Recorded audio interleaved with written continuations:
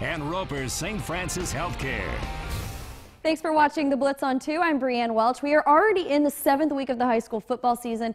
A great week it was. We had some really big games tonight, but here are some week 7 storylines for you that we were keeping an eye on. 3A region matchups, lots of them getting started today, including Hanahan Academic Magnet. This one was very one-sided. I'll get to that. 2A region 6 was busy tonight. I'll show you how those teams fared in week 7. Plus, Sommerville and Cane Bay, the Cobras coming off their first overtime win. Sommerville, they're just good, so it's an exciting 5A matchup that had some pretty bad drama. And then the big one, it is our Blitz on 2 game of the week. It did not disappoint. Fort Dorchester at Berkley, a true test. Let's get to it. Blitz on 2 game of the week, sponsored by the Curry Law Firm. This was a highly anticipated game and a makeup from the week of Hurricane Florence. Fort Dorchester at Berkley. Berkley quarterback Eric Tuttle, deep long pass to DJ Chisholm, takes it with ease. First touchdown of the night with after the extra point, 7-0.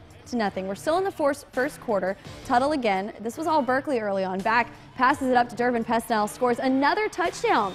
Berkley looking really good early on, 14-0. But Fort Dorchester, they're not going to be put away that easily. Moving the ball down the field slowly but surely. Quarterback DeAndre Sabb fakes handoff, dives over the pile, landing in the end zone. That's Fort D's first touchdown of the night. They led 14-7. They tied it up 14-14. We went to overtime. It came down to the wire, a true battle. You just love to see it. Fort Dorchester, they hang on. They beat Berkley, hand them their first loss of the season, 21-20 in overtime. A fantastic game, just as we expected, and now we've got some more 5A games that we got to get to. The rest of these also make-up games from the week of Hurricane Florence. James Island going to Ashley Ridge tonight. Swamp Foxes coming off a big loss at Sommerville. James Island, they lost to Stratford last week. Swamp Foxes were money on offense. Duncan connecting with Perry for the first down. Next play, we're going to keep moving right along. Nick Cunningham makes his way to the pylon. That gives the Swamp Foxes an early lead. They were not done yet, though. Duncan again connecting with Yates for a long touchdown. They lead 14-0. And then we've got some big hits here and there. Darius Smith lays the wood to break up the pass from Vincent to Scott. And then there's another drive, the Trojans defense for a long touchdown run. The Swamp Foxes, they bounce back from last week's loss with a huge 52-0 win over James Island. Next up, Goose Creek at RB Stall. The Warriors were off last week, so hopefully feeling a little refreshed. They're trying to rebound. Goose Creek's trying to rebound from the loss to Cane Bay. Martin drops back in the red zone, picked off by Ravenel, takes it 97 yards to the house for the touchdown. Stall trying to fight their way back into the game. They get a huge play coming up here from James Levine. It's going to be a deep touchdown, but the Gators, they were just too much for the Warriors. Darnell Matthews takes it himself for another touchdown. Stall looking for that elusive first 5A win still. They lose to Stall 31-14.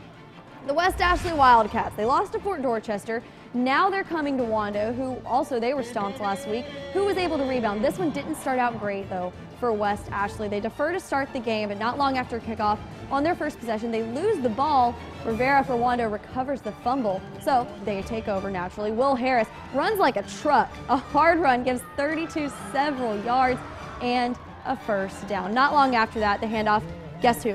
To Harris. Again, this time takes it easily around and into the end zone for the Wando touchdown. Warriors lead 7-0. Kind of late in the first quarter. It was a very fast first quarter, so let's go to the second. West Ashley in the red zone. Kenyatta Jenkins fakes me out, hands it off to Dominique Kershaw, finishes off a long drive with a touchdown. We are all tied up 7-7, but the Warriors hang on. They get another home win. They take down West Ashley 23-16.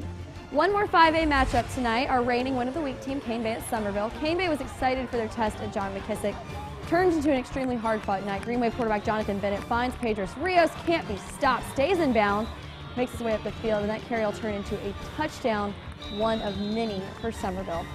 Even tougher, though, this is a big storyline than the loss to the Cobras, is the loss of a star player in the third quarter. Quarterback Elijah Bay goes down. We couldn't really see what happened. He doesn't get back up, suffering what appears to be an injury either to his leg or hip. We're not sure.